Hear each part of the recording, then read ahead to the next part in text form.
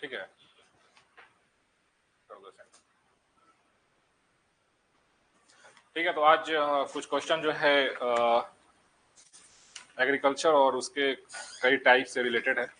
ठीक है, इसमें जो है सो मोर ओवर फैक्चुअल क्वेश्चन है सो ज़्यादा है। ठीक है, जैसे कि मेजर क्रॉप्स और उसका जो लीडिंग प्रोड्यूसर है कौन सा कंट्री है, ऐसा क्वेश्चन है सो ज़्यादा इसमें देखने को मिलेगा। हालांकि ये सब फैक्ट्स जो है सो हर बार जो है सो चेंज हो जाता है ना, कई बार आप देखोगे तो। लेकिन ठीक है, देखते हैं। चलो, पहला क्वेश्चन है कि large amount of labour is applied on a small size holding under the system of commercial horticulture. देखो, कॉमर्शियल जब भी होगा तो वहां पे मैन का यूज कम होगा, तो वहां पे मैकेनाइज ज्यादा होगा, ये कॉन्सेप्ट समझ लो। जहां भी कॉमर्शियल वर्ड अगर दिखा तो समझो कि वहां पे जो मैन पावर होगा वो कम हो जाएगा। कॉमर्शियल फार्मिंग में जो है मैकेनाइजेशन का लेवल है सो ज्यादा होता है, क्योंकि हाँ, कॉमर्शियल फार्मिंग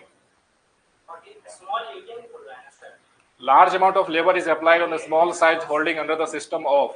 देखो, ये बहुत कॉन्सेप्चुअल क्वेश्चन है। अगर इसमें हाँ लार्ज एरिया रहता तो कॉमर्शियल फार्मिंग हो सकता था, है ना। लेकिन इसका आंसर बेसिकली क्या है बताओ, अगर गेस करना हो तो। मतलब कि ऑप्शन डी। हाँ, इसका राइट आंसर बी है basically. What is oriental farming, जानते हो?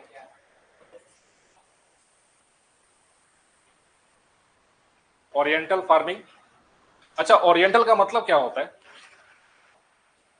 किससे रिलेटेड? अच्छा, ओरिएंटल का कोई मीनिंग देखो तो डिक्शनरी में क्या बताता है। देखो देखो, दो वर्ड्स होते हैं, एक ओरिएंटल एक ऑक्सीडेंटल। ये हिस्ट्री के पर्सपेक्टिव में, कल्चर के पर्सपेक्टिव में भी वर्ड्स जो है सो यूज किए जाते हैं। हाँ, ओरिएंटल क्या बता रहा है, ईस्ट है ना।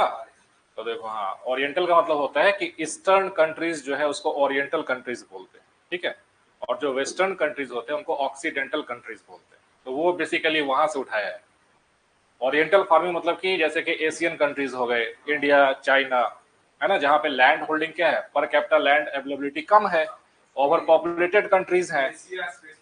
हाँ, है ना। तो ओरिएंटल कंट्रीज का मतलब ही यही होता है कि जो ईस्टर्न हेमिस्फीयर के जो कंट्रीज हो, खास करके एशियन कंट्रीज, है ना, उसको ओरिएंटल कंट्रीज बोलते हैं। तो वो बेसिकली वहीं से उठाया हुआ ये वर्ड है।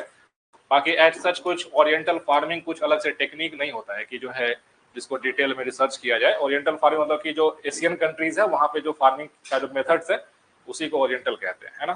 तो जाहिर सा बात है कि अगर आप यूएसए का एग्रीकल्चर प्रैक्टिस को और इंडिया की या फिर चाइना के प्रैक्टिस को अगर आप कंपेयर करोगे तो पर कैपिटा जो लैंड अवेलेबिलिटी है यूएस में बहुत ज्यादा है।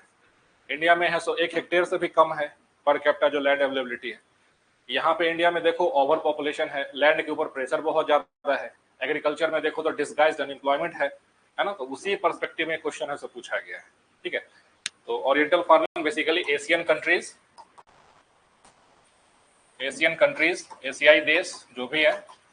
हाँ, मतलब एशिया तो ईस्ट में ही आएगा ना, वेस्ट में थोड़ी एशिया है। ठीक है, इंडिया, चाइना, है ना, ये सब जो कंट्रीज हो गया, यहाँ पे क्या होगा, लार्ज पॉपुलेशन, जनसंख्या काफी ज्यादा है, लार्ज पॉपुलेशन, पर कैपिटल लैंड, है ना, काफी कम है। आप ये लिख सकते हो कि land is fragmented, land is fragmented. ठीक है, इसके वजह से more pressure on land, more pressure on land, इस वजह से आप देख सकते हैं कि जो डिसगाइज्ड अनएम्प्लॉयमेंट है वो भी एग्रीकल्चर में इसी की वजह से डिसगाइज्ड अनएम्प्लॉयमेंट, क्योंकि जितना रिक्वायरमेंट जिन लेबर फोर्स का है उससे ट्रिपल जो है लेबर फोर्स इंगेज रहता है एग्रीकल्चर। तो डिसगाइज्ड अनएम्प्लॉयमेंट इसको कहते हैं। इससे तो फैमिलियर हो गया ना इस वर्ड से। हाँ, ओरिएंटल फार्मिंग तो अब समझ में आ गया होगा, बाकी ये सभी इंटरलिंक्ड चीजें हैं। ठीक है, डिसगाइज्ड अनएम्प्लॉयमेंट कई बार आपसे एग्जाम में यही पूछ लेता है। तो इंडिया का जो एग्रीकल्चर सिस्टम है वो डिस्गाइज्ड अनएम्प्लॉयमेंट से है सो सफर करता है। ठीक है, चलो next question. Which of the following is not a type of shifting cultivation? एक दिन और किसी क्लास में हम लोग डिस्कस किए थे कोई क्वेश्चन शिफ्टिंग कल्टीवेशन। हाँ, स्लैश एंड बर्न कल्टीवेशन बोलते हैं। हाँ, तो इसमें से कौन सा है जो उसका टाइप नहीं है? फेजेंडा। फेजेंडा नहीं है, ठीक है, ये नहीं है, इस वजह से डी आंसर हो जाएगा। बाकी झूमिंग जो है सो एक शिफ्टिंग कल्टीवेशन है, कहाँ पे? नॉर्थ ईस्टर्न इंडिया में, नॉर्थ ईस्टर्न इंडिया में है बेसिकली। ठीक है, पैंग कहाँ पे है? मिल्पा कहाँ पे है? मिल्पा, हाँ मिल्पा मैक्सिको है। पैंग मेडागास्कर रीजन, हाँ कह सकते हो, equatorial African countries basically, equatorial African countries, तो मेडागास्कर भी वहीं पे है।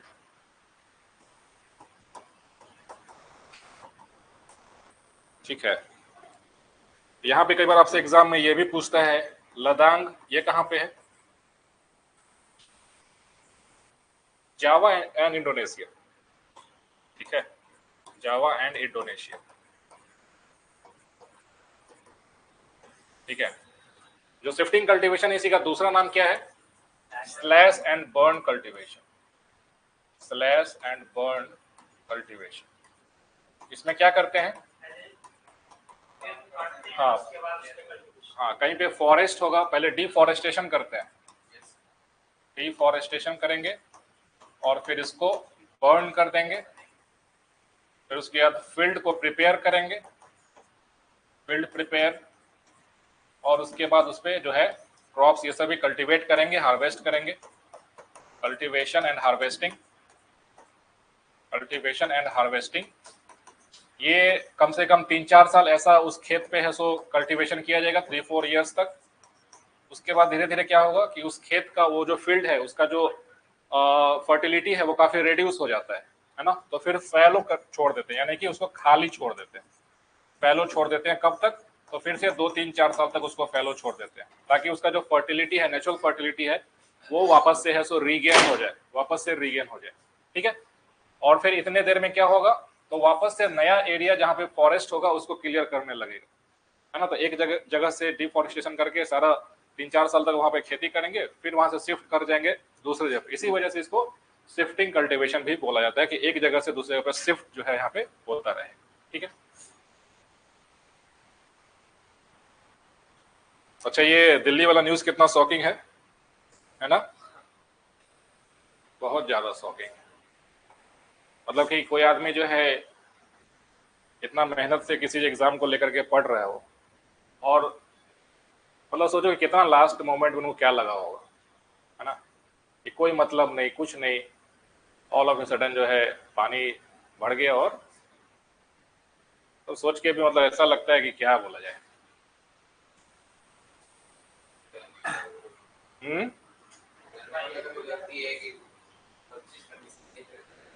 नहीं तो रहने का क्या है, अब मान लो वहाँ पे बेसमेंट में ही तुमको लाइब्रेरी फैसिलिटी बना के दे दिया गया, तो बच्चे तो सोचेंगे कि चलो ठीक है लाइब्रेरी में जाकर पढ़ लेते हैं, रूम पे वैसे भी।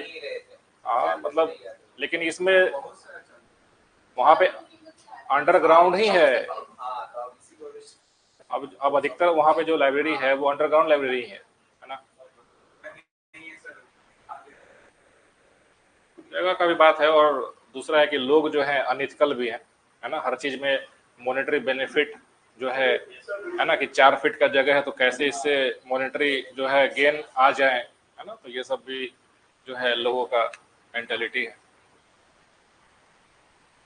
खैर, what is the viticulture?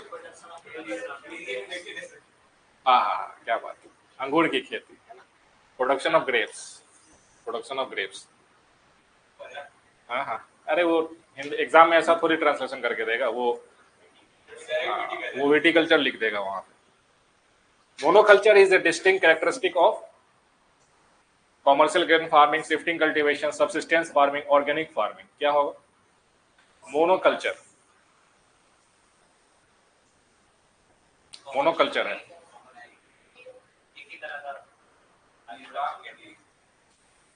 Monoculture है तो सिर्फ सिंगल क्रॉप का है, सो कल्टीवेशन हो रहा होगा, ठीक है, सिंगल क्रॉप को जो है फोकस कर रहा होगा, दैट इज बेसिकली मोनोकल्चर। तो देखो, अगर ए को छोड़ दो, ए को छोड़ ए को छोड़ देते हैं, है ना, बी सी डी को देखो।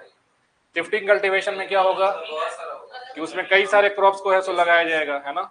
सबसिस्टेंस फार्मिंग का मतलब ही यही होता है कि एक ही फार्म लैंड पे अपने नीड्स के हिसाब से, है ना, जो भी डिफरेंट, जैसे कहीं पे राइस लगा दिए, कहीं पे वेजिटेबल्स लगा दिए, कहीं पे कुछ लगा दिए, तो ये मोनोकल्चर तो हो ही नहीं सकता, शिफ्टिंग सबसिस्टेंस जो फार्मिंग है। और ऑर्गेनिक फार्मिंग जो है ऑल टुगेदर डिफरेंट कॉन्सेप्ट है, उसको मोनोकल्चर से नहीं जोड़ा जा सकता। ऑर्गेनिक कल्टीवेशन का मतलब कि आप कोई भी पेस्टिसाइड्स, जो केमिकल्स हैं, केमिकल्स का यूज आप नहीं कर रहे, है ना। हाँ, तो इस वजह से आप सीधा इसी पे पहुंच जाओगे। और वैसे भी देखो तो कॉमर्शियल ग्रेन फार्मिंग है, दैट मीन्स कि उस ग्रेन का एक पर्टिकुलर यूज के लिए जो है फार्मिंग किया जा रहा है, काफी बड़े स्केल पे किया जा रहा है, तो वहां पे मोनोकल्चर जो है सो सुटेबल हो जाएगा वहां के लिए। Truck farming is associated with cereals, option C. अच्छा, बाकी लोग truck farming.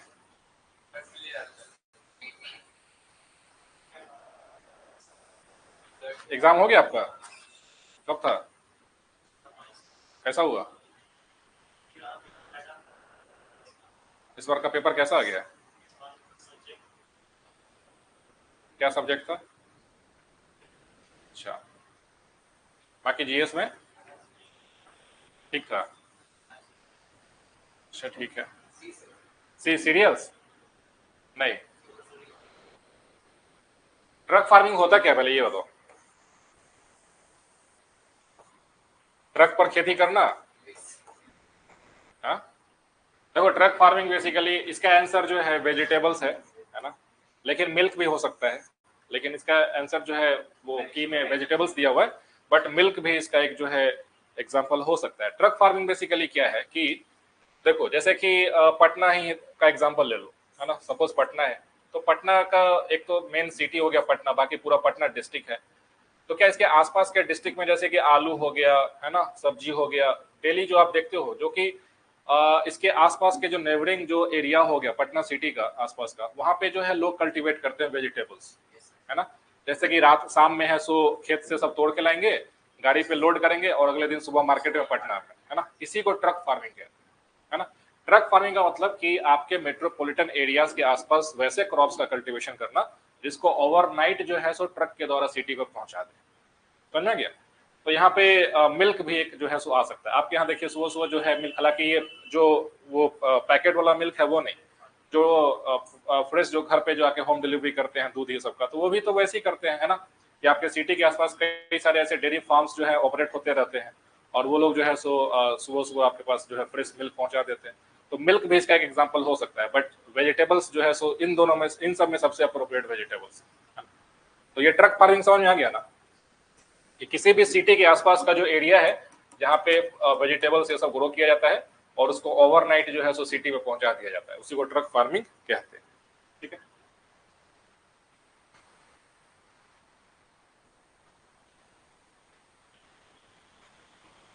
Next question. Blue green algae is used as a biofertilizer to induce which of the following crop productions? सी, सी नहीं है, राइस इसका आंसर है। पैडी क्रॉप्स में basically इसका है सो यूज होता है, राइस में, राइस में। Blue green algae is used as biofertilizer to induce which of the following crop productions? Rice में देखो, ग्राम है, मस्टर्ड है, इन ये ऑलरेडी लेगुमिनस प्लांट्स है, इसके पास ऑलरेडी जो है वो नाइट्रोजन फिक्सेसिंग बैक्टीरिया ये सभी प्रेजेंट होते हैं वहां पे सॉइल में, बट राइस ये इसमें नहीं होता है ना। तो राइस के मेन कल्टीवेशन में जो है इसको हम लोग यूज करते हैं ब्लू ग्रीन एल्गी को। ब्लू ग्रीन एल्गी को ही हम लोग साइनो बैक्टीरिया भी कहते हैं, ठीक है। These are also called as cyanobacteria, ठीक है। जो साइनोबैक्टीरिया है ये बेसिकली फोटोसिंथेसिस भी करता है ना, और हमारे एटमॉस्फेयर से जो नाइट्रोजन है उसको भी फिक्स करके और नाइट्रेट्स ये सब में कन्वर्ट कर देता है। तो साइनोबैक्टीरिया ऑल्सो, है ना, do nitrogen fixation, nitrogen fixation. और इसके वजह से क्या होगा कि एटमॉस्फेरिक जो नाइट्रोजन है उसको फिक्स करके और सॉइल में जो है नाइट्रेट्स के कॉन्सेंट्रेशन को है सो बढ़ा देगा, है ना, increases the concentration of nitrates in the soil, increases the concentration of nitrates in the soil। ठीक है। अच्छा ये तो बायो फर्टिलाइजर्स का मतलब क्या हो गया?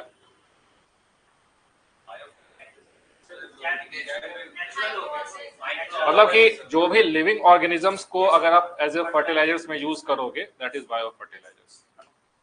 ये हो गया, नाइट्रोजन फिक्सेशन करेगा। तो याद रखना राइस में जो है इसका मेन यूज होता है।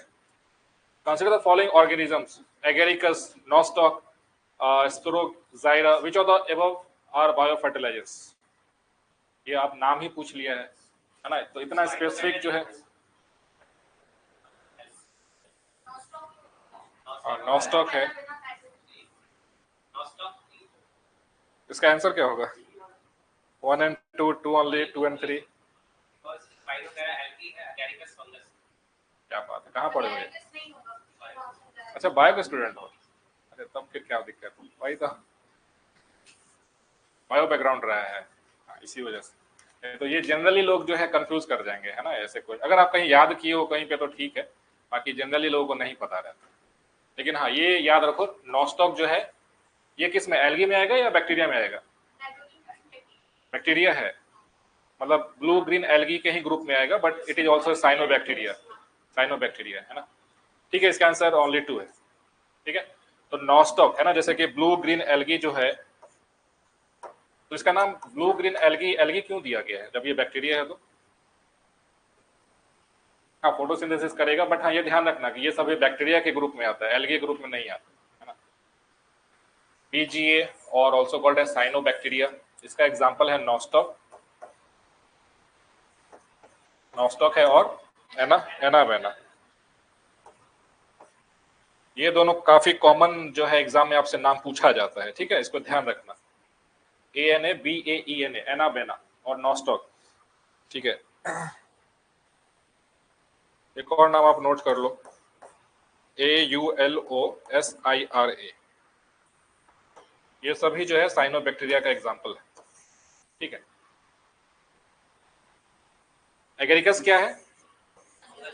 फंगस, एक काइंड ऑफ मशरूम है ये, ठीक है, मशरूम है।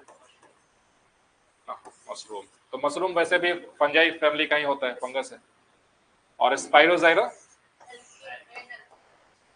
Free floating green algae. Free floating green algae,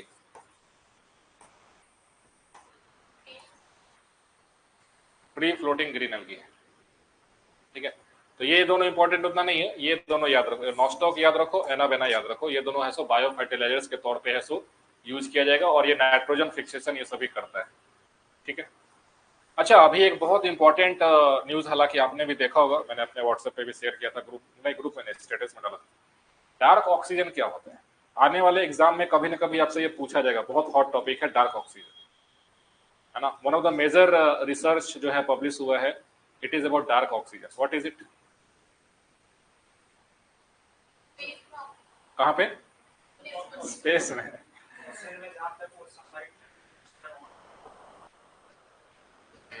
कहाँ पढ़े हो? हाँ सही है, सही बोल रहे हो। ये क्या हुआ है ना कि एक अलग ही जो है डायरेक्शन में, मतलब नया ये जो खोज हुआ है डार्क ऑक्सीजन का, ये हमारा जो ओरिजिन ऑफ लाइफ का जो थ्योरी है ना उसको भी चैलेंज कर रहा है। जनरली क्या है ना, मतलब डार्क ऑक्सीजन देख लो, समझ लो, ये आने वाले एग्जाम में कहीं पे भी पूछा जा सकता है, बहुत हॉट टॉपिक है ये dark oxygen. Dark oxygen basically क्या है ना, oxygen which is formulated at the depths of the ocean. ठीक है, oxygen formulated formulated at the depths of the ocean, यानी कि महासागर के गर्त में जो है ऑक्सीजन का जो निर्माण हो रहा है वैसे ऑक्सीजन को डार्क ऑक्सीजन कहते हैं, ठीक है, at the depths of the oceans. Generally ऐसा क्या माना जाता है कि ऑक्सीजन जो है फोटोसिंथेसिस के द्वारा है सो आएगा, है ना। जनरली हमारे एटमॉस्फेयर में जो है ऑक्सीजन कहां से आता है? ऑक्सीजन कम्स फ्रॉम फोटोसिंथेसिस, प्रकाश संश्लेषण से है ना। लेकिन अगर हमारा ओशन है सपोज कि बिल्कुल ये सरफेस है, सरफेस पे सनलाइट आएगा तो यहाँ वाले लेयर्स पे तो कई सारे एल्गी प्रेजेंट होते हैं जो कि फोटोसिंथेसिस करेगा, यहाँ पे ऑक्सीजन का जनरेशन होगा तो समझ में आएगा, ठीक है। लेकिन सपोज कि एट द बॉटम पे अगर ऑक्सीजन का फॉर्मेशन हो रहा है तो इसको कैसे आप एक्सप्लेन करोगे? यहाँ पे तो सनलाइट भी नहीं जाता है, फोटोसिंथेसिस तो हो ही नहीं सकता वहां पे, है ना, प्रकाश संश्लेषण तो हो नहीं सकता, तो फिर वहां पे कैसे हो रहा है? इसके पीछे का वजह क्या है आप समझिए। पॉलीमेटलिक नोड्यूल्स के बारे में कितना लोग जानते हैं? बहुत इंपॉर्टेंट है। पॉलीमेटलिक nodules, polymetallic nodules. What are polymetallic nodules? These are the resources from ocean.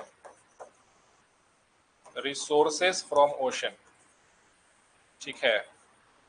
पॉलीमेटलिक nodules को आप ऐसे समझ सकते हो कि हमारे ओशन के फ्लोर पे ऐसे कई सारे जो है पॉलीमेटलिक नोड्यूल्स जो है सो प्रेजेंट है ना। उसमें मैग्नीज है, आयरन है, जिंक है, कॉपर है, कई सारे मिनरल्स जो है सो इकट्ठा होकर के सपोज कि एक रॉक बना हुआ है, उसी को पॉलीमेटलिक नोड्यूल्स बोलते हैं, है ना। अभी सबसे जो नेक्स्ट जो सेंचुरी जो आने वाला जो डिकेड जो है नेक्स्ट 20 ईयर्स 30 ईयर्स जो है सबसे ज्यादा रिसर्च इसी के ऊपर हो रहा है कि पॉलीमेटलिक नोड्यूल्स को कैसे हम लोग कॉमर्शियल एक्सप्लॉयटेशन कर सके, ठीक है। इंडिया भी अपने इंडियन ओशन में प्लस और भी दूसरे ओशंस में जो है कॉन्ट्रैक्ट लेने का कोशिश कर रहा है, इसके ऊपर है सो रिसर्च कर रहा है कि how can we utilize these mineral resources. इससे हम लोग आयरन, मैग्नीज जो इंपॉर्टेंट मिनरल्स हैं, जो मेटल्स हैं, उसको कैसे एक्सट्रैक्ट कर सके। अभी क्या जो प्रेजेंट टेक्नोलॉजी है वो इसको एक्सप्लोर करके और कॉमर्शियल प्रोडक्शन करने के लिए रेडी नहीं है। क्यों? क्योंकि कॉस्ट बहुत ज्यादा हो जाएगा, है ना। सो नए टेक्नोलॉजीज पे सो वर्क किया जा रहा है। आने वाले समय में, आने वाला डिकेड जो है इसी के बेसिस पे जो है समझो कि ये एक ओवर की तरह काम करेगा और इससे जो है मिनरल्स और मेटल्स जो है एक्सप्लॉइट किए जाएंगे। तो इसी के रिसर्च के तौर पे जब साइंटिस्ट लोग ओशन के फ्लोर पे ये सब चीज पे जब स्टडी कर रहे थे तो वो पाए कि वहां पे ऑक्सीजन का जो है परसेंटेज बहुत ज्यादा है ना।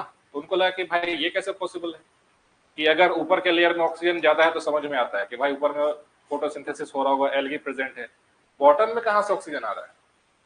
तो मालूम चला कि जब पॉलीमेटलिक नोड्यूल्स हैं ये इलेक्ट्रिसिटी जनरेट करते हैं, इलेक्ट्रिक करंट जनरेट करते हैं आपस में, है ना। एनोड और कैथोड समझो कि फॉर्मेशन हो जाता है और उस इलेक्ट्रिक करंट के वजह से इलेक्ट्रोलाइसिस होता है, हाइड्रोलाइसिस बेसिकली। वाटर का अपने कंपोनेंट्स में टूट जाना, हाइड्रोजन और ऑक्सीजन में टूट जाना, यानी कि H2O जो है उस पर जब करंट हम लोग फ्लो करते हैं, है ना। जैसे कि इसको एग्जांपल घर में भी कर सकते हो कि पानी है, डिस्टिल्ड वाटर है, उसमें एक एनोड एक कैथोड डाल दो और 10-15 वोल्ट के बैटरी से उसको जोड़ दो, थोड़ी देर में देखोगे वहां पे बबलिंग स्टार्ट हो जाता है। वो बेसिकली क्या, हाइड्रोजन और ऑक्सीजन गैस जो है रिलीज होने लगता है। तो ये जो पॉलीमेट्रिक नोड्यूल्स हैं ये हमारे ओशन के फ्लोर पे ऑक्सीजन को है सो फॉर्म कर रहे हैं हाइड्रोलाइसिस करके, समझ में आ गया। अब देखो जो हम लोग हमारा जो ओरिजिन ऑफ स्पीसीज का जो थ्योरी है, साइंटिफिक थ्योरी है, वो क्या बोलता है कि लाइफ जो है ओरिजिन हुआ, फिर उसके बाद फोटोसिंथेसिस हुआ, फिर टेरेस्ट्रियल जो है मतलब ऑर्गेनिजम्स जो है ना ये हुए। तो अब ये थ्योरी भी कह सकता है कि ओशन में पॉलीमेटलिक नोड्यूल्स तो बहुत सालों से पड़े हुए हैं, बिलियंस ऑफ ईयर्स हैं। तो लाइफ का जो ओरिजिन और किस तरीके से आगे है उसका, है ना, उसको भी ये काउंटर कर सकता है ये थ्योरी जो है। तो अभी ये बहुत इंपॉर्टेंट है ना। ये देखना किसी न किसी एग्जाम में आपको जरूर देखने को मिले, डार्क ऑक्सीजन, ध्यान रखना इसको।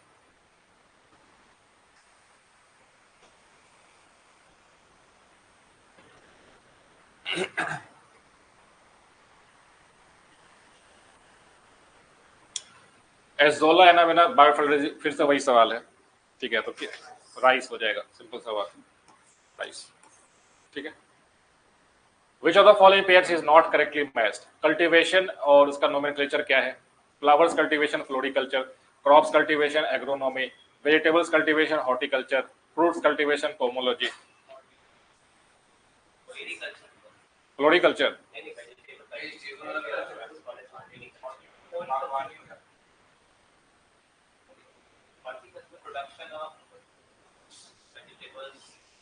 देखो हॉर्टिकल्चर में आप देखो तो यहाँ पे फ्लावर भी आ जाता है, वेजिटेबल्स भी आ जाता है और फ्रूट्स भी आ जाता है ना। तो हॉर्टिकल्चर अपने आप में है सो बड़ा टर्म, ठीक है। लेकिन हाँ अगर स्पेसिफिकली बात करोगे फ्लावर्स का तो फ्लोरिकल्चर सही है, क्रॉप्स की बात करोगे एग्रोनॉमी सही है, फ्रूट्स का है सो पोमोलॉजी बिल्कुल सही है। तो बचा सिर्फ ये है। लेकिन अगर कभी हाँ स्पेसिफिक नहीं है, हॉर्टिकल्चर का पार्ट में ये सभी आ जाएगा, फ्लोरिकल्चर पोमोलॉजी। हाँ इसमें इसका जो वेजिटेबल्स का जो स्पेसिफिक जो वर्ड हम लोग यूज करते हैं दैट इज ओलेरिकल्चर। इसको नोट कर लो, ये कई बार आपसे एग्जाम में पूछा जा सकता है ना। ये थोड़ा सा अटपटा नाम भी है, ओलेरिकल्चर। तो ये बेसिकली वेजिटेबल्स जो है, सब्जी जो है उससे रिलेटेड है। लेकिन ये सभी किसका पार्ट हो जाएगा? सभी है सो हॉर्टिकल्चर का पार्ट हो जाएगा, है ना। ऑर्नामेंटल उसको कहते हैं, ऑर्नामेंटल फार्मिंग बोलते हैं अगर डेकोरेटिव जो है प्लांट्स हैं, है ना। तो ये याद करने ला, olericulture is related to the cultivation of vegetables. लेकिन हाँ हॉर्टिकल्चर में क्या सब आएगा? तो उसमें फूल, है ना, उसमें फ्रूट्स, फल और आपके सब्जी, ये सभी है सो हॉर्टिकल्चर में आएगा। इवन जो हम लोग ये शहद ये सब का जो उत्पादन करते हैं वो भी हॉर्टिकल्चर का ही पार्ट है सो हो जाता है।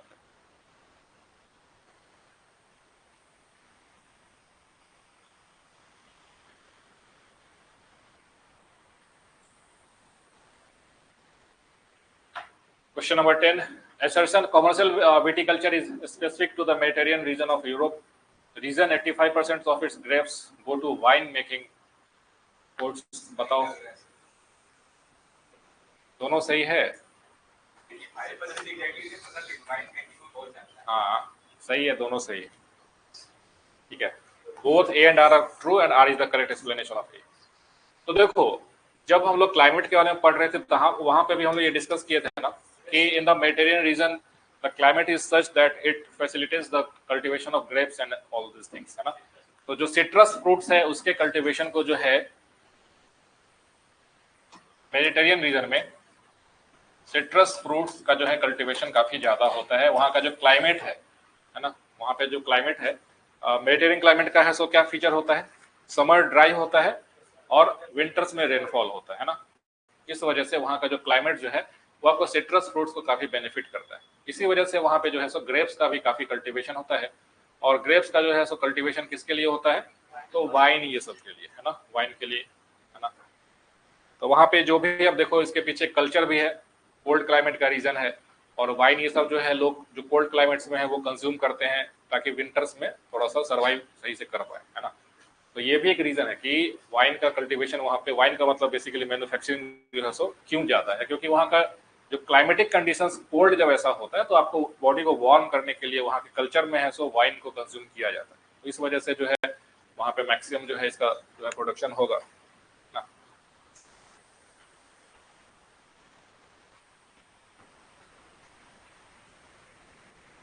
How many of you are aware with SRI technique? SRI technique, system of rice intensification, पढ़े हो? SRI टेक्निक के ऊपर सवाल पूछा गया है, बहुत इंपॉर्टेंट है। इसको आप अपने मेंस में भी कई बार आप किसी एग्जाम में पूछा जा सकता है, या फिर कहीं पे जहाँ पे आप क्रॉप प्रोडक्टिविटी की बात कर रहे हो, फूड सिक्योरिटी की बात कर रहे हो, वहां पे ना इसको आंसर में कोट भी कर सकते हो कि we can adopt to system of rice intensification techniques, ठीक है। चावल गहनता प्रणाली, हालांकि चावल नहीं होगा यहाँ पे, कुछ और होगा, इसका हिंदी में देखना एक बार। सिस्टम ऑफ राइस इंटेंसिफिकेशन, अच्छा ये सवाल पहले करो।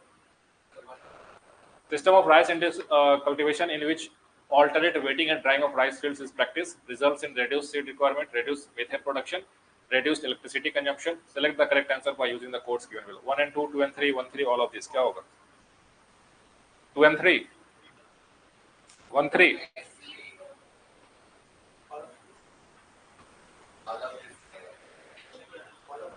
all of these होगा, ये सभी है। देखो इसमें क्या है,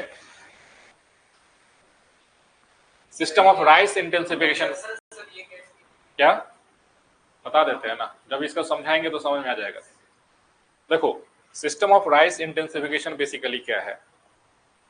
अच्छा अभी जैसे खरीफ सीजन है ना, तो अभी जो फील्ड्स में आप देखो तो ट्रेडिशनली क्या किया जाता है, अगर राइस कल्टीवेशन की बात करें है ना, जैसे कि अभी जो भी फार्मर्स लोग हैं वो क्या करेंगे, पूरे फील्ड में है सो पानी जमा कर देते हैं है ना, और फिर उसके बाद एक साथ जो है सो पूरे मतलब कि बंच में 5-6 प्लांट्स को, सैपलिंग्स को एक ही जगह पे है सो प्लांट कर देते हैं है ना, 5-6 सैपलिंग्स को एक ही जगह प्लांट कर देते हैं। तो सब सपोज कि ये 5-6 सैपलिंग्स को किया, फिर इसके बगल में 5-6 सैपलिंग्स को किया है ना, यहाँ पे किया, तो ये जो है सो आपको नॉर्मल टेक्निक है जो कि हर जगह जनरली प्रैक्टिस किया जाता है, ठीक है, एक ही जगह है तो 5-6 सैपलिंग्स को प्रैक्टिस किया है। लेकिन जो SRI टेक्निक है ना, उसमें क्या किया जाएगा है ना, कि एक ही सैपलिंग को रखा जाएगा, फिर एक गैप रखा जाएगा, फिर एक सैपलिंग को, फिर एक सैपलिंग को, फिर एक सैपलिंग को, फिर एक सैपलिंग को, फिर एक सैपलिंग को, फिर एक सैपलिंग को, ऐसे करके सिंगल सैपलिंग को है सो प्लांट किया जाएगा, ठीक है, एक पर्टिकुलर स्पेसिंग पे, ठीक। दूसरा जो SRI है ये है ना नॉर्मल, ठीक है, और ये है SRI टेक्निक, दोनों में है सो राइस का कल्टीवेशन किया जा रहा है। इसमें क्या होगा है ना, इसको आप नोट कर सकते हो कि सिंगल सैपलिंग इज प्लांटेड, यानी किसी एक बार में एक ही पौधे को है सो प्लांट करना है, सिंगल सैपलिंग इज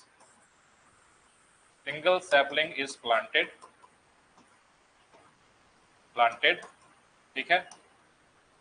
उसके बाद उसको जो है सो एक एडिक्वेट डिस्टेंस स्पेस है सो मेंटेन करेंगे है ना, एडिक्वेट स्पेसिंग,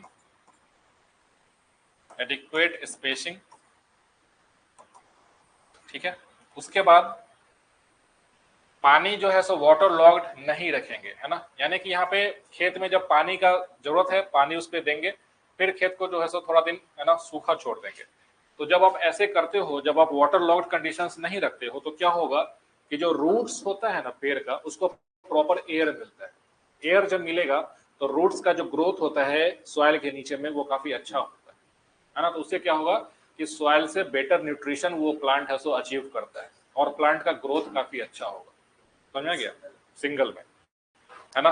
तो इसमें क्या करेंगे, alternate wet and dry field रखेंगे, alternate wet and dry field, समझ में आ गया, यानी कि नो वाटर लॉगिंग नहीं, no water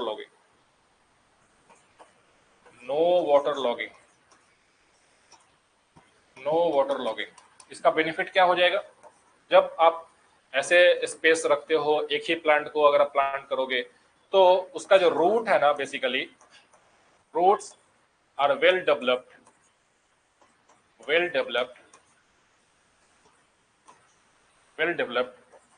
and enhances better nutrient capture from the soil,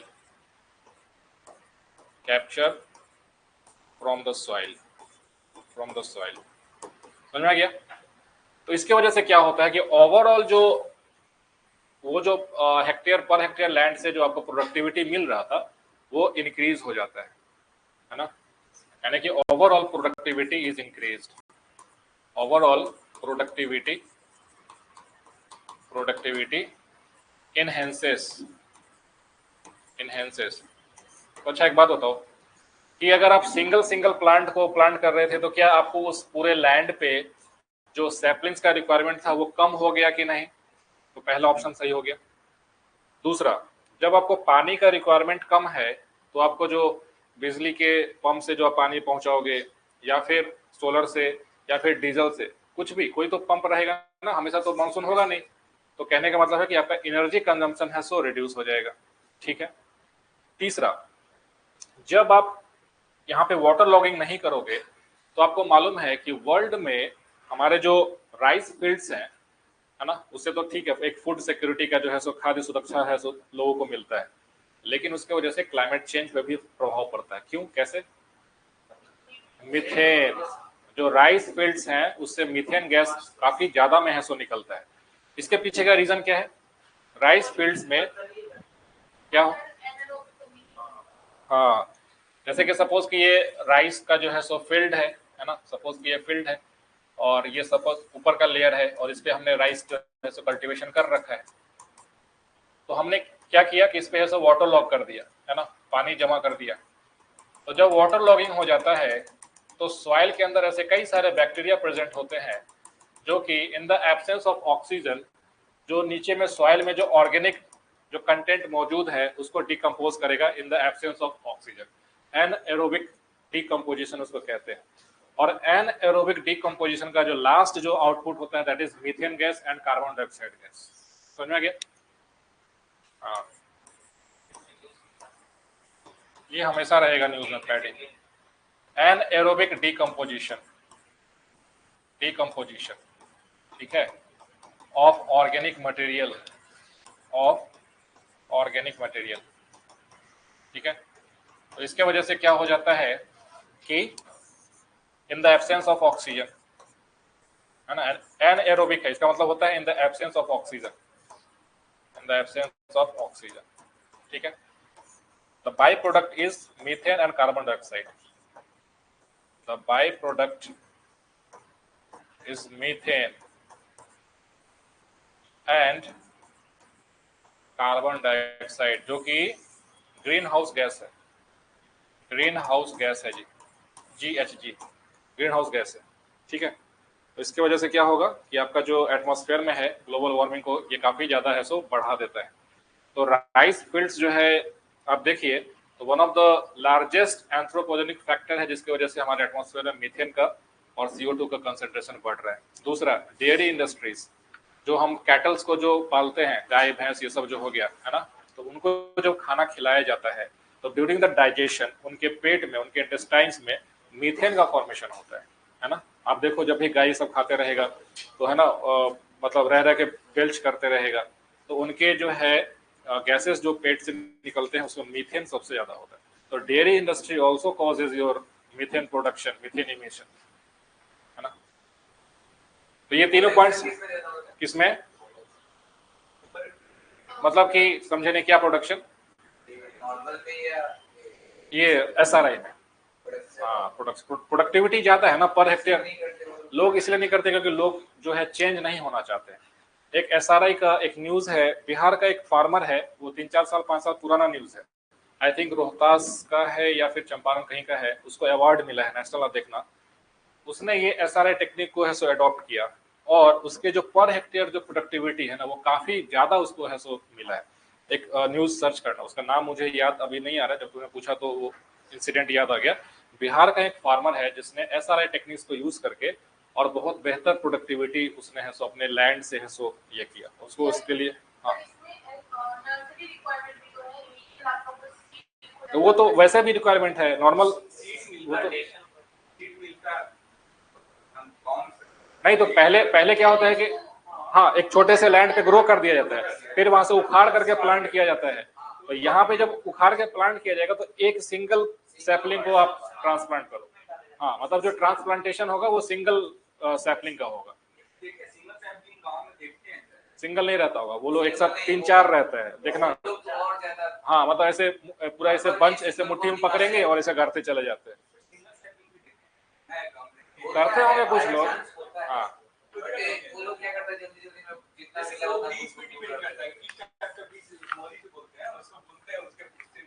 ठीक है, तो मतलब ये समझे कि नहीं SRI क्या है और इससे जो है आपको फायदा कैसे हो रहा है। हाँ, लेकिन इसका नुकसान क्या है ये बताओ। ग्लोबल वार्मिंग को तो कम कर रहा है ना। अरे ये कौन सा सवाल आ गया यार।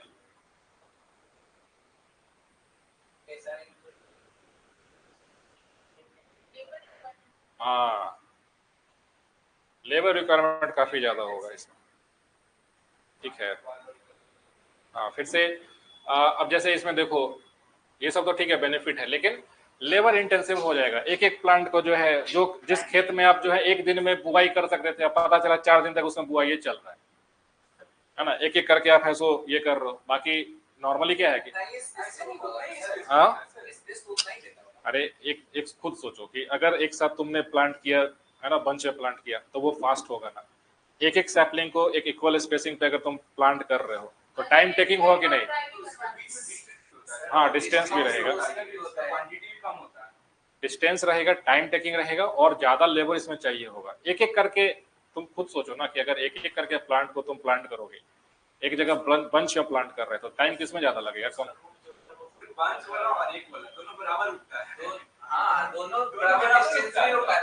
अच्छा, इसका एक काम करना, इस पे इसका आर्टिकल पढ़ना और इसके पॉजिटिव्स और नेगेटिव्स। हाँ, तो वो चीज नहीं, तुम एक बार पढ़ना इसके बारे में, है ना? ठीक है, हम लोग देखेंगे वो बंच हाँ, वो ज्यादा लोग या एक ग्रुप है, वो सेमी डिस्टेंस दो लोग होते हैं। तो ठीक है, चलो ये सवाल का आंसर होगा क्वेश्चन नंबर 13।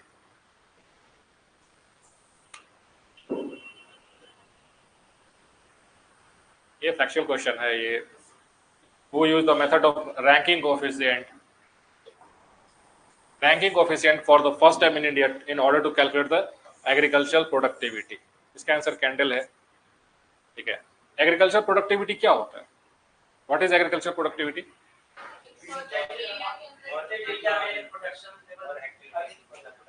एग्रीकल्चर प्रोडक्टिविटी का मतलब सीधा सीधा ये हो गया, है ना? एग्रीकल्चर प्रोडक्टिविटी का मतलब कि किसी भी एरिया, सपोज कि एक लैंड है ना, उससे total production by total area.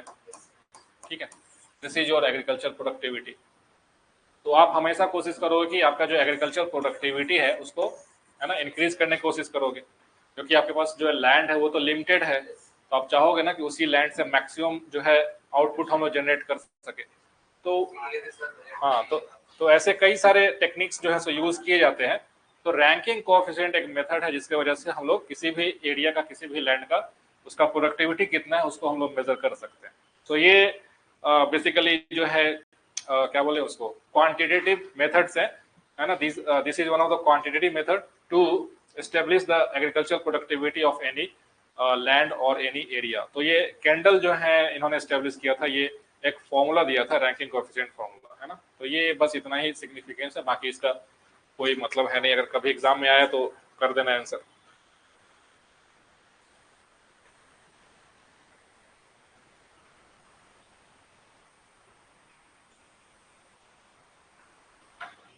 With reference to the circumstances in Indian agriculture, the concept of conservation agriculture assumes significance. Conservation agriculture, ठीक है, conservation agriculture.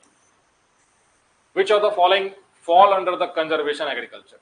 Avoiding the monoculture practices, adopting minimum tillage, avoiding the cultivation of plantation crops, using crop residues to cover soil surface, adopting a spatial and temporal crop sequencing or crop rotations.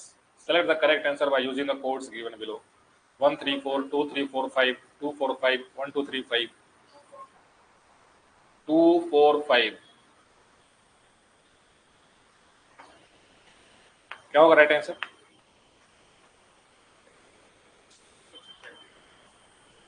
One तो हट जाएगा, पहले avoid किया जा रहा है ना, ये थोड़ी लिखा कि इनहेंसिंग मोनोकल्चर प्रैक्टिस। पहला गलत कैसे हो जाएगा? अवॉइडिंग एकल कृषि पद्धतियों से बचना। देखो इसका आंसर बेसिकली 2 4 5 ही है, लेकिन ये थोड़ा गलत है इसमें। अगर ये देखोगे ना, अवॉइडिंग द मोनोकल्चर प्रैक्टिसेस, तो ये भी तो कंजर्वेशन एग्रीकल्चर का पार्ट हो जाएगा। पहला और पांचवें में कोई अंतर है क्या? देखो तो पहला और पांचवा दोनों एक ही सिक्के का दो पहलू है। अगर तुम मोनोकल्चर को अवॉइड करोगे तो क्रॉप रोटेशन को अडॉप्ट करोगे, सही बात है ना। तो अब चूंकि वैसा ऑप्शन बनाया नहीं है जहां पे 1 और 5 जो है साथ में रहे, हालांकि इसमें है 1 2 3, तो फिर ये 4 छूट जाएगा। ठीक है, तो इस वजह से ये 2 4 5 यहाँ के हिसाब से जो है सो ज्यादा एक्यूरेट दिख रहा है। लेकिन वन भी एक टेक्निक है जिसकी वजह से आप जो है कंजर्वेशन एग्रीकल्चर आप कह सकते हो, है ना। एडॉप्टिंग मिनिमम टिलेज बिल्कुल सही है। इसके वजह से क्या होता है, जब आप सॉइल को बहुत ज्यादा टिल नहीं करते हो तो सॉइल इरोजन ये सब है सब कम होता है। ठीक है, जीरो टिलेज या फिर मिनिमम टिलेज अगर हम लोग सॉइल पे अडॉप्ट करेंगे तो सॉइल कंजर्वेशन ये सब काफी इंप्रूव हो जाता है। इस वजह से ऑप्शन 2 बिल्कुल सही है। ठीक है, अच्छा, using crop residues to cover soil surface, ये क्या होता है, इसको एक टेक्निकल वर्ड इसके लिए यूज करते हैं। What is that? Agriculture practices में फील्ड को, है ना, जो क्रॉप रेसिड्यूज है उससे कवर कर दो या फिर एक प्लेन प्लास्टिक सीट से कवर कर दो, उसको क्या बोलते हैं? अगर आपसे एग्जाम में वही वर्ड पूछ लेता है, सुना सुना वर्ड होगा बहुत लोगों को, एम से वर्ड होता है, इतना हिंट दे रहा है। मल्चिंग क्या? ठीक है, mulching, MULCHING, mulching. Mulching basically क्या हो जाएगा, covering the top soil with the crop residue और थिन प्लास्टिक्स, है ना, covering the covering the top soil with crop residue crop residue or mulching seeds, artificial mulching seeds,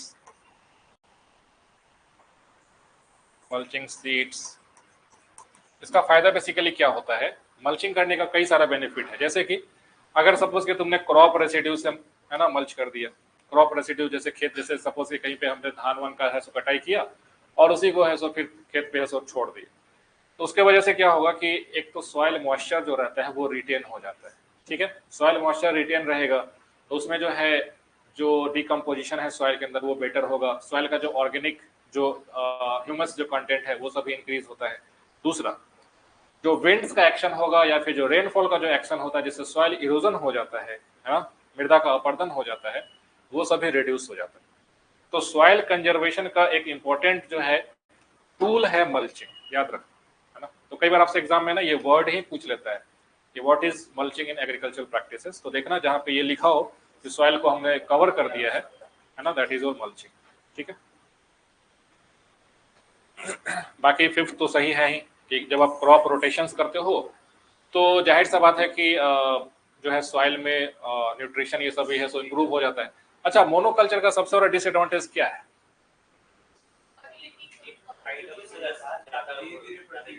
देखो, अगर single crop को अगर बार बार एक ही खेत में प्लांट करते रहोगे तो जो उसका जो पर्टिकुलर जो न्यूट्रिएंट्स का रिक्वायरमेंट है ना वही सबसे डाउन होता चला जाएगा, है ना।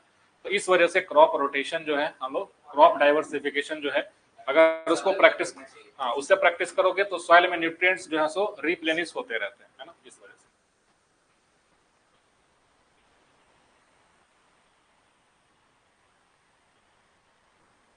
चलो, with reference to the micro irrigation which of the following statements is are correct? सूक्ष्म सिंचाई के संबंध में बताइए कौन सा कथन सही है?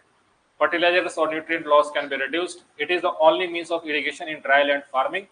In some areas of farming, receding of groundwater table can be checked. बताओ, if you have read about micro irrigation then you will be able to get to the answer.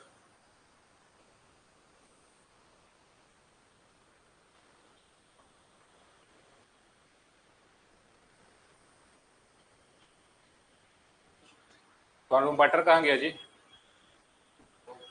घर गया है, कुछ काम में है ऐसे? ठीक,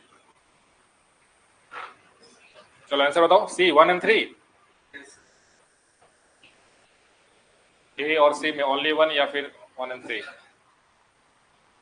इसका जो है, अच्छा माइक्रो इरिगेशन पहले समझा देते हैं क्या होता है, फिर आप इस सवाल का क्या होता है, किसी को पता है व्हाट इज माइक्रो इरिगेशन? हाँ,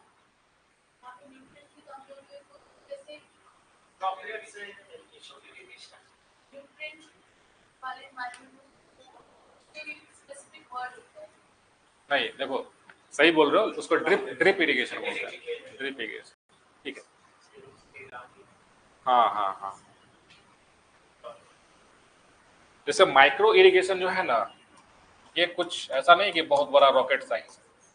माइक्रो इरिगेशन जो है, ठीक है, इसमें क्या करते हैं हम लोग, माइक्रो इरिगेशन का सबसे मतलब जो मेन जो पर्पस है You are irrigating the root of the plant instead of flooding the whole field. हाँ, तो माइक्रो इरिगेशन बेसिकली क्या है? irrigating the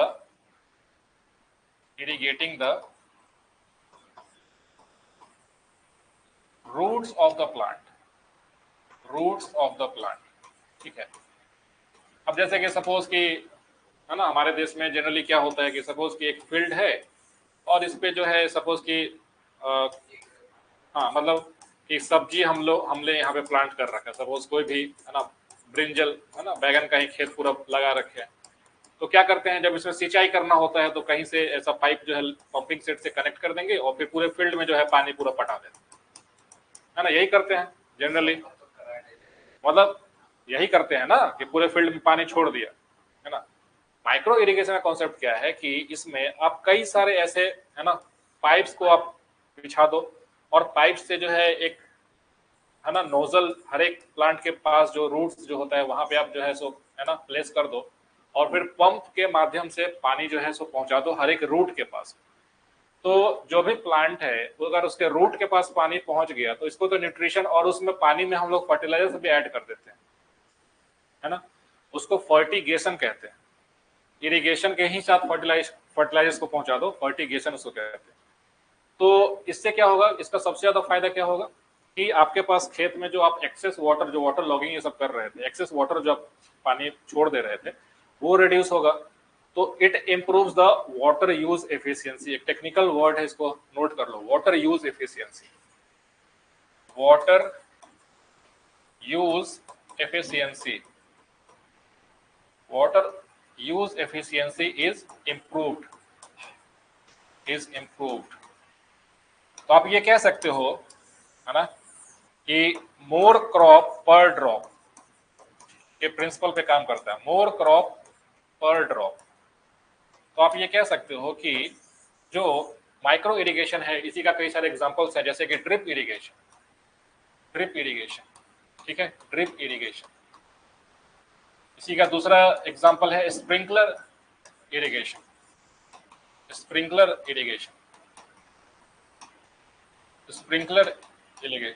है ना।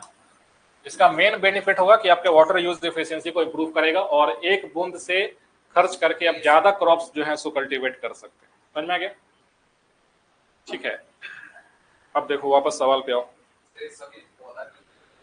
मतलब अब हाँ, अब जैसे अब जहाँ राइस का कल्टीवेशन करोगे, जहाँ पे ट्रैक्टर्स चलाना होगा तो वहां पे ये सिस्टम फेल हो जाएगा, है ना, वहां पे फेल। लेकिन उसके लिए भी आप चाहो तो ऊपर से कुछ चैनल नेटवर्क्स बना सकते हो जो ऊपर से स्प्रे कर दे, है ना।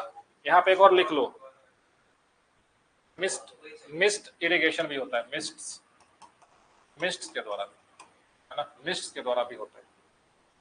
ठीक है, तो देखो अब इस सवाल को देखो कि fertilizer nutrient loss can be reduced, सही बात है। It is the only means of irrigation in dryland, only है क्या? ओनली नहीं हो सकता है ना, और भी ऑप्शंस तो हो सकते हैं, ठीक है, इस वजह से दूसरा गलत है। या फिर इसमें अगर ये रहता कि it can be one of the useful means of irrigation in dry land, तब तो बहुत सही स्टेटमेंट हो जाता कि जहाँ पे पानी का समस्या है, जहाँ पे पानी नहीं है, और वहां पे अगर आप ड्रिप इरिगेशन और माइक्रो इरिगेशन का यूज करोगे तो आप कम पानी में ही ठीक ठाक खेती कर ले जाओगे, तो ड्राई लैंड फार्मिंग में है सो बेनिफिट करेगा। लेकिन ये सिर्फ कितना ही नहीं, सिर्फ इसी की वजह से इरिगेशन होगा, ये तो गलत स्टेटमेंट हो जाएगा, ओनली की वजह से गलत हो गया। तीसरा, in some areas of farming receding of ground water table can be checked. तो जाहिर सा बात है कि ग्राउंड वाटर मतलब कि जो आप हमारे जमीन के नीचे जो पानी है, ग्राउंड वाटर है ना, वाटर टेबल क्या है, नीचे जा रहा है ना, समस्या है, वाटर स्ट्रेस का समस्या है देश में। तो जहां पे वाटर, ग्राउंड वाटर ज्यादा नहीं है, वहां पे आप पंपिंग सेट से जो है बहुत ज्यादा पानी आप बाहर नहीं खींच करके और खेती कर सकते हो। तो वहां के लिए ये काफी एक अच्छा टेक्निक है माइक्रो इरिगेशन, कि कम पानी जो है उसी को यूटिलाइज करके और बड़े से फील्ड में हम लोग इरिगेशन कर सकते हैं। कहाँ पे? हाँ, कॉस्टली है और इसमें इंफ्रास्ट्रक्चर चाहिए, है ना। तो ये, लेकिन इसमें आप देखो तो प्रधानमंत्री कृषि सिंचाई योजना जो है, सेंट्रल गवर्नमेंट का जो स्कीम है, उसमें माइक्रो इरिगेशन को प्रमोट करने के लिए भी कई सारे कंपोनेंट्स हैं उसमें, है ना। फार्मर्स को सब्सिडी दिया जाता है, जो प्राइवेट एंटरप्राइजेज हैं जो कि इसमें कोई ऐसा कुछ टेक्निक्स डेवलप करते हैं, तो तो उनको अगर कहीं पे जो कंपोनेंट्स का मैन्युफैक्चरिंग करते हैं उसमें भी सब्सिडी ये सब दिया जाता है। तो कहने का मतलब है गवर्नमेंट जो है सो इसको बूस्ट कर रहा है, माइक्रो इरिगेशन, ड्रिप इरिगेशन, प्रधानमंत्री कृषि सिंचाई योजना में है ये। तो इसका आंसर क्या हो जाएगा? 1 and 3। हाँ, क्वेश्चन नंबर 16 बताओ, which one of the is eco friendly? ठीक है, तो ऑर्गेनिक फार्मिंग जाहिर सा बात है। शिफ्टिंग कल्टीवेशन इको फ्रेंडली क्यों नहीं है?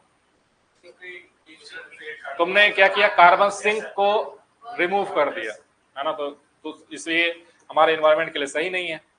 Cultivation of high yielding varieties, हाँ, तो जो HYV सीड्स जो होते हैं, है ना, जैसे कि अगर आप इंडिया में देखो जो हमारा क्या बोलते हैं ग्रीन रिवॉल्यूशन हुआ, जिसमें हाई यील्डिंग वैरायटी सीड्स का बहुत ज्यादा यूज हुआ, तो उसके वजह से केमिकल फर्टिलाइजर्स, पेस्टिसाइड्स, इंसेक्टिसाइड्स, इसका भी काफी ज्यादा यूज हुआ, है ना।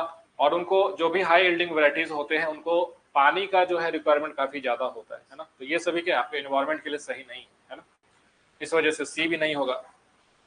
और growing plants in glass houses, ये तो ग्रीन हाउस इफेक्ट पे काम करता है ग्लास हाउस, है ना, लेकिन इसमें क्या होगा कि आप जो है इंफ्रास्ट्रक्चर क्रिएट करोगे, है ना, लैंड के ऊपर जो है आप कॉमर्शियल कुछ कॉम्प्लेक्स बनाओगे, है ना, तो इस वजह से ए इसका है सो राइट आंसर हो जाएगा ऑर्गेनिक फार्मिंग, जैविक खेती। ठीक है, आप देखो तो बिहार में भी कहीं पे एक पीटी में क्वेश्चन पूछता है कि जैविक कॉरिडोर कहाँ पे बनाया गया है गंगा के किनारे, कौन सा डिस्ट्रिक्ट है? सर्च करके बताओ। ये पिछले साल का न्यूज था, कुछ तो याद आया। देखो ये पीटी के लिए इंपॉर्टेंट हो सकता है कि बिहार में ऑर्गेनिक कॉरिडोर है सो कहाँ पे डेवलप किया गया है, बताओ। ये आपके इकोनॉमिक सर्वे में भी दिया रहता है। बिहार इकोनॉमिक सर्वे जब पढ़ोगे एग्रीकल्चर वाला चैप्टर सब में, तो वहां पे भी ऑर्गेनिक कॉरिडोर के बारे में जिक्र किया रहता है। ऑर्गेनिक कॉरिडोर क्या है, कहाँ पे है इन बिहार, सर्च करो। गंगा नदी के आसपास के क्षेत्र में है सो ऑर्गेनिक जो है कॉरिडोर बनाया जा रहा है। बिहार सरकार का है ना, केंद्र सरकार का तो नहीं है।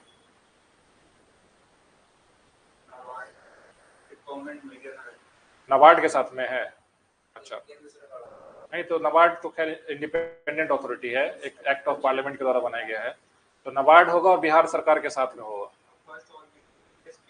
हाँ, केडिया विलेज है सो फर्स्ट ऑर्गेनिक विलेज है बिहार का, याद कर लेना, केडिया, है ना। ये सभी आपके पीटी में कई बार पूछता है।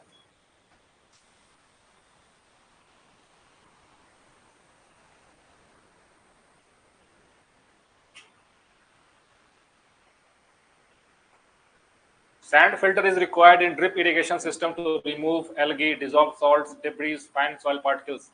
ड्रिप सिंचाई प्रणाली में रेत फिल्टर, सैंड फिल्टर का है सो जरूरत होता है, क्यों?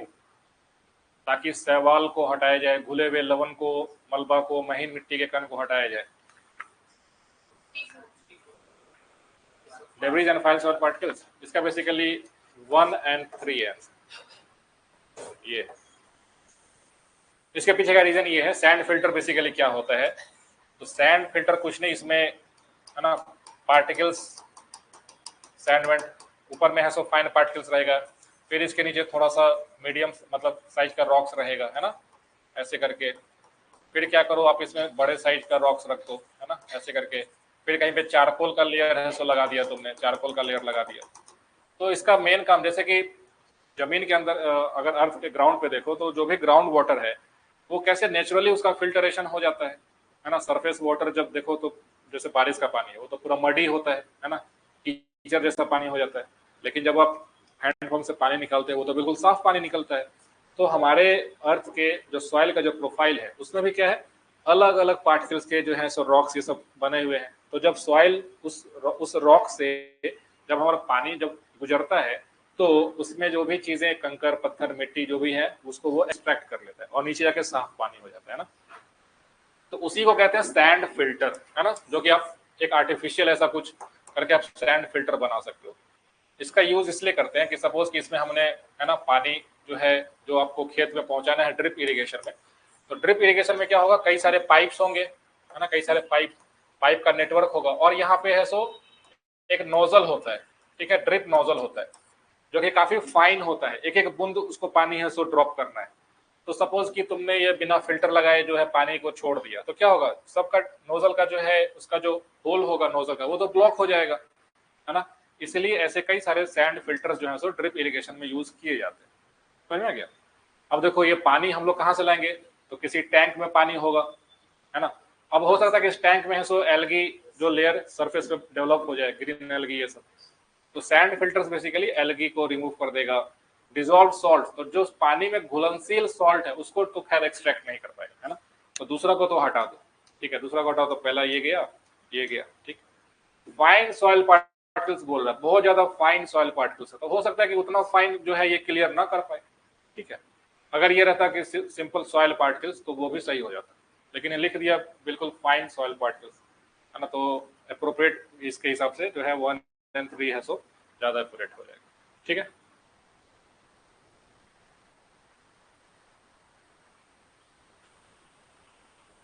चलो अब क्वेश्चन जो है 1 लाइनर क्वेश्चन है, कौन कंट्री और जो है किसका लीडिंग प्रोड्यूसर है, तो leading producer of both wheat and rice in the world, wheat और राइस, ये आपसे एग्जाम में जो है कई बार पूछेगा, ठीक है। व्हीट एंड राइस जो है चाइना है, ठीक है, चाइना।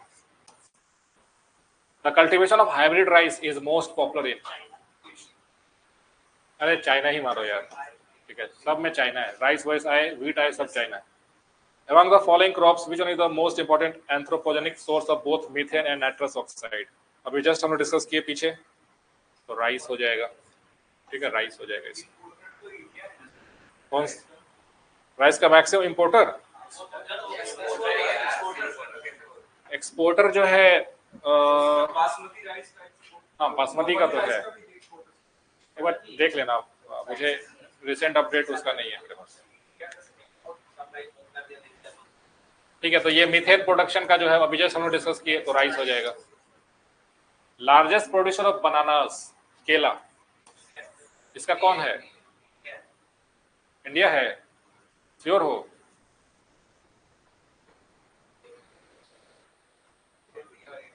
इंडिया ही है, ठीक है।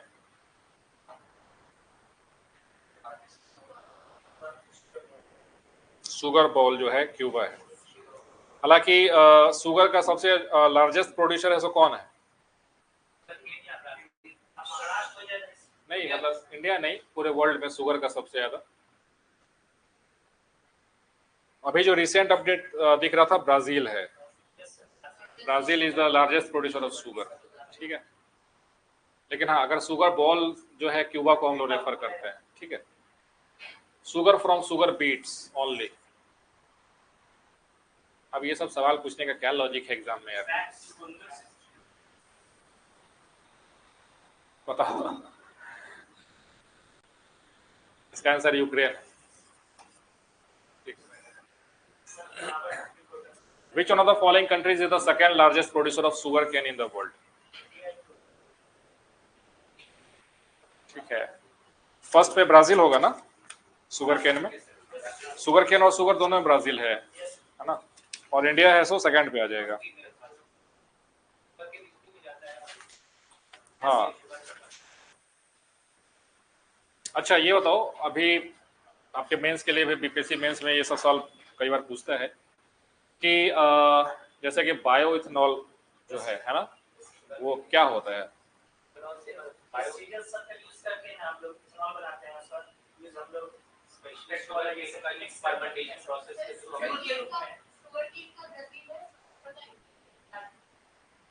शुगर का देखो कई वेबसाइट पे है सो ब्राजील ही दिखाएगा, कहीं पे कुछ जगह पे इंडिया दिखाता है। एक है शुगर का क्या बता रहा है इंडिया, एक अड्डा 24/7 का एक जनवरी का एक करंट अफेयर्स का न्यूज होगा, उसमें वो ब्राजील दिखा रहा था, है ना। तो दोनों बिल्कुल क्लोज पास में ही है, इंडिया और उसका जो है ब्राजील का जो है। देखो यहाँ पे क्या है, जैसे कि हम लोग first generation biofuel, second generation biofuels, है ना, ऐसे बात करते हैं, है ना, फर्स्ट जनरेशन सेकंड जनरेशन। तो ट्रेडिशनली क्या होता है कि जो हमारा बायोफ्यूल्स है, जैसे कि शुगर केन है, तो शुगर केन का जो बाई प्रोडक्ट जो हम लोग यूज नहीं करते, जैसे कि गन्ने का जहाँ से उसका रस निकाल लिया जाता है, तो जो बचेगा बैगेज उसको जो बोलते हैं, उसको हम लोग डिकम्पोज करके जो है ना, उससे हम लोग इथेनॉल बनाते हैं। लेकिन अब जो है नेक्स्ट जनरेशन जो है, अब क्या है कि आपके पास जो भी सीरियल्स हैं, है ना, उससे आप जो है इथेनॉल प्रोडक्शन करने की बात कर रहे हैं। तो इसमें सबसे बड़ा जो मतलब इशू है कि जब सपोज कि आप जो है राइस से या फिर व्हीट से या फिर मेज से, जो सीरियल्स है, अगर आप उससे इथेनॉल बनाओगे और इथेनॉल को आप कहाँ यूज करोगे, तो इंडस्ट्रियल यूज करोगे और आपके फ्यूल में यूज करोगे, है ना। जो पेट्रोल है उसमें आप उसको ब्लेंड कर दोगे, है ना, उसमें मिक्स करोगे। बिहार का सबसे मतलब इंडिया का सबसे पहला स्टेट है जिसने एक इथेनॉल पॉलिसी को लॉन्च किया था, बिहार। हाँ, अभी नया नया प्लांट कई जगह ओपन हो रहा है ना बिहार में, है ना। तो ठीक है, वो तो खैर करंट का न्यूज हो गया। इसका ये बता रहे थे सिग्निफिकेंस कि आप जो है ठीक है, आपके पास फॉसिल फ्यूल्स पे डिपेंडेंसी करो कम होगा, है ना, एनर्जी सिक्योरिटी ये सब होगा इथेनॉल की वजह से। लेकिन सबसे बड़ा डिसएडवांटेज है कि आपके पास जो है क्रॉप्स, जो कि आपको ग्रोइंग पॉपुलेशन को फीड करने के लिए भी रिक्वायरमेंट होगा, आप उस क्रॉप्स को डाइवर्ट करोगे इथेनॉल के प्रोडक्शन में। दूसरा, जो भी सीरियल्स आप यूज करोगे क्रॉप्स में, they all are water intensive crops. तो 1 लीटर बायोडीजल बनाने के लिए आप 100 लीटर पानी खर्च कर रहे हो, जो कि आपके वाटर स्ट्रेस को बढ़ाएगा। पीने के लिए पानी यहाँ पे लोगों के पास नहीं है, और आप उसी पानी को डाइवर्ट करके खेती में क्रॉप्स कल्टीवेट करोगे और कल को उसको जो है आप इथेनॉल बनाओगे, तो ये सस्टेनेबल नहीं लग रहा है ना। तो बहुत सारे ऐसे एग्रीकल्चरल साइंटिस्ट हैं जो कि इसको, है ना, बॉयकॉट करते हैं कि जो बायो इथेनॉल है, बायोफ्यूल्स हैं, सीरियल्स बेस्ड जो आप, है ना, सोच रहे हो, हाँ, वेस्ट का आप यूज करो, लेकिन वेस्ट उतना नहीं हो पाएगा ना कि आप जो है उस लेवल पे उसको ब्लेंड करके और मार्केट में आप बेच सको। आपको तो कॉमर्शियल प्रोडक्शन करना पड़ेगा, है ना। और कॉमर्शियल प्रोडक्शन करने के लिए आपको सीरियल्स जो है सो उगाने पड़ेंगे, फिर उसको है सो डाइवर्ट करना पड़ेगा। और सीरियल्स उगाने के लिए आपको है सो लैंड चाहिए, फर्टिलाइजर्स चाहिए, वापस से वाटर चाहिए, है ना। तो ये रिसोर्स को जो है सो ऐसा माना जाता है कि आप एक तरफ से इफिशियंट फ्यूल यूज करना चाहते हैं, लेकिन उसको प्रोड्यूस करने के लिए आप है सो इनइफिशियंट हो गए, है ना। तो ये बैलेंस है सो देखना पड़ेगा, है ना। तो वो मेन इसका कंसर्न रहता है।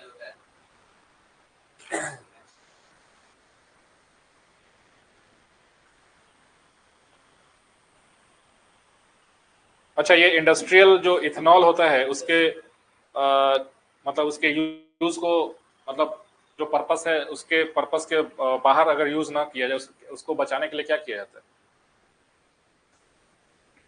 मतलब कि जिस पर्पस के लिए इंडस्ट्रियल इंडस्ट्रियल पर्पस के लिए इथेनॉल को हमने मंगाया, तो उसको मिसयूज भी तो लोग कर सकते हैं ना, अल्कोहल में पी सकते हैं। तो क्या उसको उसको रोकने के लिए क्या किया जाता है? क्या मिक्स किया जाता है?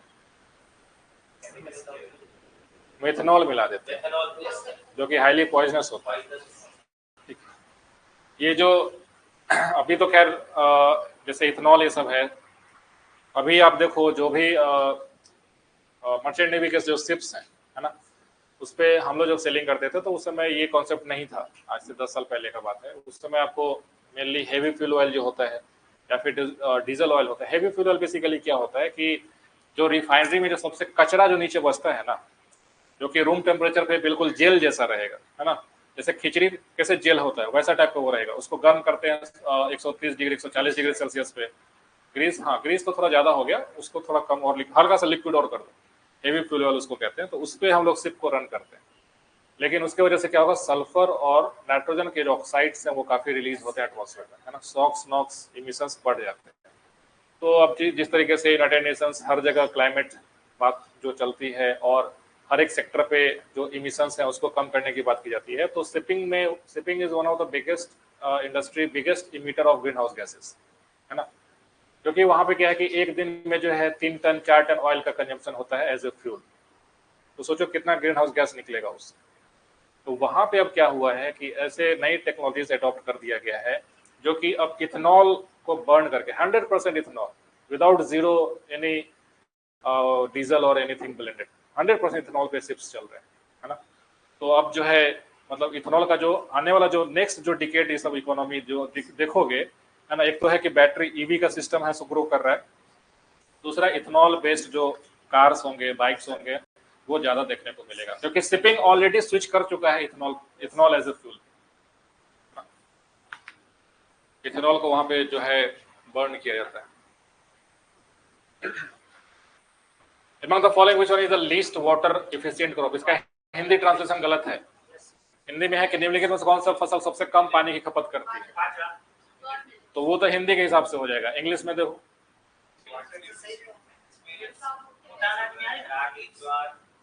Which one is the least water efficient. Water efficient list मतलब कि जिसको ज्यादा पानी चाहिए। Which of one is sugar cane हो जाएगा।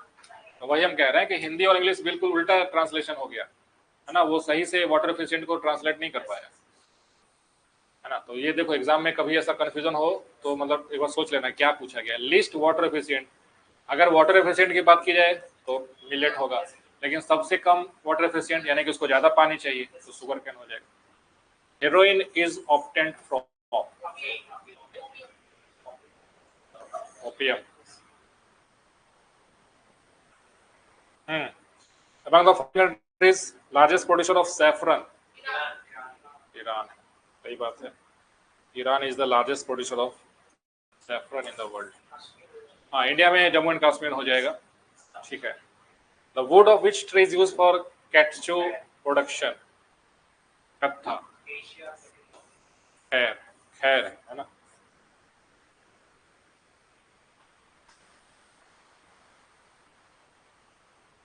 Which one of the following trees is not found in Mediterranean forest?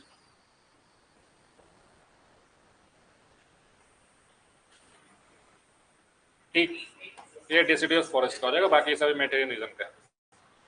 Which of the following group of countries maize is used as a staple food?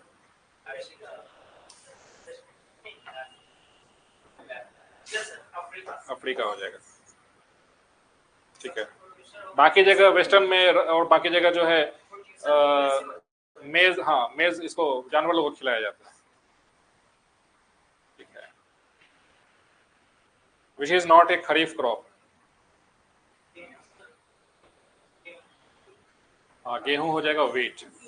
बाकी ज्वार, मेज, groundnut ये सभी खरीफ crop है। Wheat जो है सो रबी crop है, विंटर्स में इसको है सो हार्वेस्ट किया जाता है, रबी crops.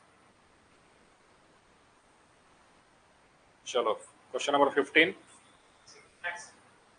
Which of the following countries has high yielding variety seeds, और ठीक है मैक्सिको में है, तो वीट का जो है सो HYV सीड्स जो है सो लेकर के आया गया था, है ना।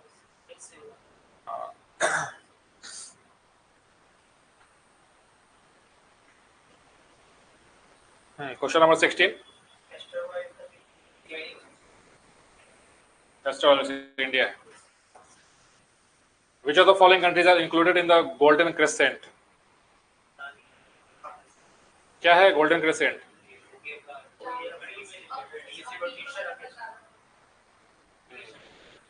गोल्डन क्रेसेंट बेसिकली देखो है ना, तो इंडिया के वेस्टर्न साइड में और ईस्टर्न साइड में है ना, दोनों जगह है सो अफीम का, ओपियम इस वक्त कल्टीवेशन काफी ज्यादा होता है। तो जो ऊपर का जो वेस्टर्न साइड में देखोगे वहां पे अफगानिस्तान हो गया, ईरान हो और पाकिस्तान हो गया, ठीक है। ये 3 कंट्रीज हैं जिसको हम लोग गोल्डन क्रेसेंट बोलते हैं। क्रेसेंट मतलब कि ऐसा शेप है ना, ऐसा शेप। तो अफगानिस्तान, ईरान और पाकिस्तान 1 2 4 1 2 4। और जो नीचे का जो है ना, जिसको गोल्डन ट्रायंगल बोलते हैं, गोल्डन ट्रायंगल में कौन सा कंट्रीज है? लाओस है और एक थाईलैंड, इंडोनेशिया, क्या है?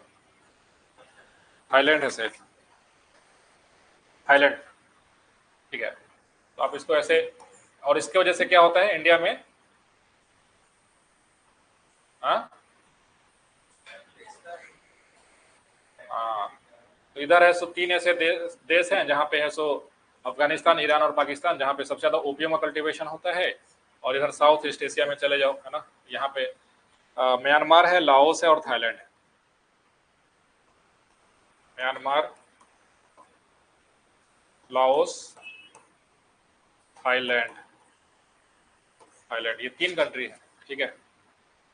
LMT, MTL, कुछ भी कोड याद रख लो LMT करके। इधर है, ठीक है, PIA। तो ये जो देश है यहाँ पे आपको देखिए ओपियम का है, तो इंडिया के ड्रग ट्रैफिकिंग में आप देखिए तो काफी जो है ना, इसका इम्पैक्ट पड़ेगा। क्रॉस बॉर्डर जो है इलिसिट ड्रग्स का जो है ना, अब देखो पाकिस्तान बॉर्डर से क्या करेंगे वो लोग जो है ना, कुछ इंडिया के बॉर्डर में फेंकेंगे, फिर उसको जो है लोग, है ना, कई बार ऐसा होता है कि जो बॉर्डर पुलिस में जो लोग होते हैं उन्हीं को पैसा वैसा खिला करके जो है इंडिया में ले आएगा। कई बार अब देखो तो कस्टम्स में आप देखो तो करोड़ों रुपए का जो है ना, गांजा वाजा पकड़ा जाता है, ओपियम पकड़ा जाता है। तो ये सब चीज जो है इंडिया में, है ना, इधर से ही दोनों जगह से है, तो भेज दिया जाता है।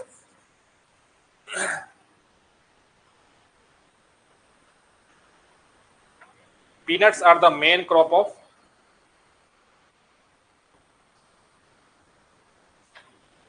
घाना है।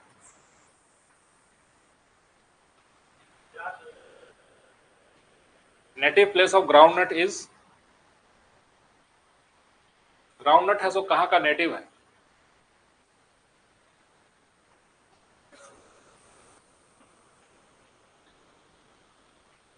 क्या होगा? ग्राउंडनट ब्राजील है जी, Brazil. Which one of the following countries ranks second in the production of corn in the world? China कि ब्राजील? हाँ, यूएसए सबसे ज्यादा है, चाइना हो जाएगा। Which country in the world is the largest producer of tobacco? China है। India में है सो आंध्र प्रदेश है। Tobacco cash crop. अच्छा,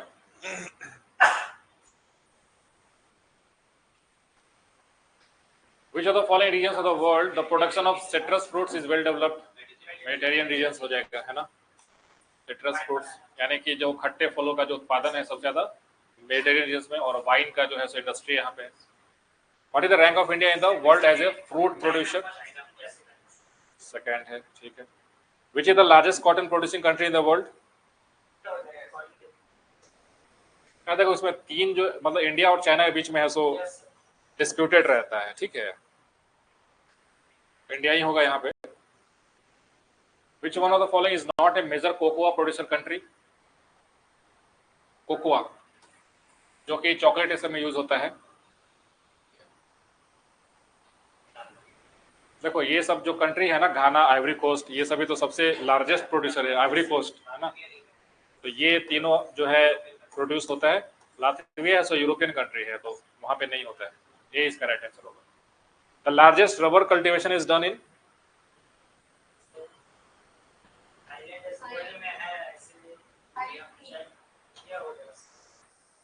पता नहीं इसका आंसर कि में इंडिया ही दिया हुआ है।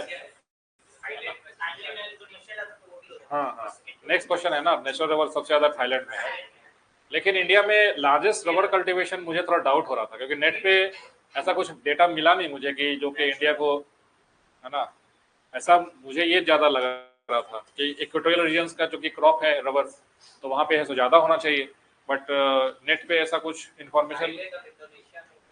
हाँ वो तो है, प्रोडक्शन तो सबसे ज्यादा है वहां पे, लेकिन इस सवाल का आंसर है सो इंडिया दिया गया है, बट ऐसा कुछ डेटा मुझे मिला नहीं। तो ट्रॉपिकल रीजन का ही क्रॉप है ना, रबर तो होगा ही वहां पे।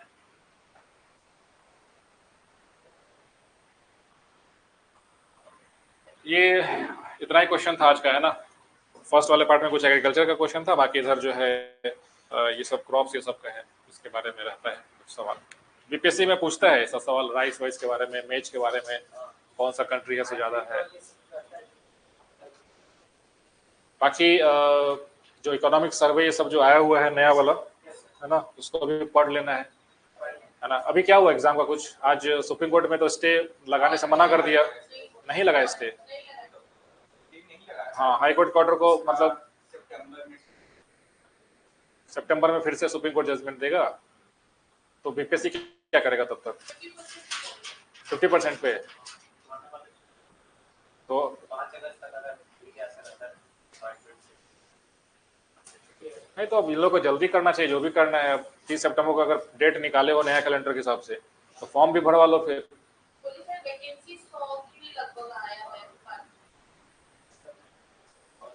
100 में फिर क्या होने वाला है? 69 में कितना था अभी जो हुआ एग्जाम, उसमें वैकेंसी कुछ 200 250, मतलब 300 से कम ही है जहां तक मुझे याद आ रहा है, 250 के रेंज में, एग्जैक्ट याद नहीं है बट कम ही था। खैर कोई नहीं, पढ़ाई जारी रखो अपना, चलो कभी भी एग्जाम ले, फॉर्म भराए, कुछ भी करे। ठीक है, मिलते हैं फिर नेक्स्ट क्लास में।